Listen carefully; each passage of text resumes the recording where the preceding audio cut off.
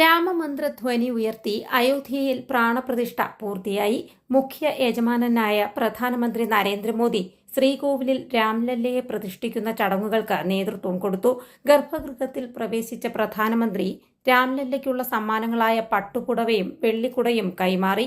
കാശിയിലെ ഗണേശ്വർ ശാസ്ത്രി ദ്രാവിഡിന്റെ മേൽനോട്ടത്തിൽ പണ്ഡിറ്റ് ലക്ഷ്മികാന്ത് ദീക്ഷിതാണ് പൂജകൾക്ക് മുഖ്യ കാർമ്മികത്വം വഹിച്ചത്.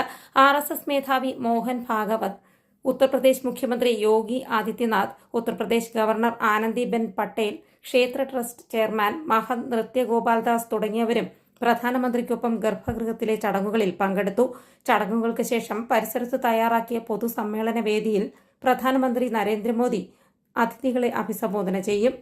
പിന്നീട് കുബേർതില ക്ഷേത്രദർശനം കൂടി കഴിഞ്ഞ് പ്രധാനമന്ത്രി മടങ്ങും. ഒരാഴ്ച നീണ്ട അനുഷ്ഠാനങ്ങളുടെ ഭാഗമായി ഇന്നലെ ശയ്യാധിവാസത്തിനു കിടത്തിയ രാമവിഗ്രഹത്തെ ഉണർത്താനുള്ള ജാഗരണാധിവാസം ഇന്ന് പുലർച്ചെയോടെ തുടങ്ങിയിരുന്നു. രാവിലെ ജലാഭിഷേകവും നടന്നു.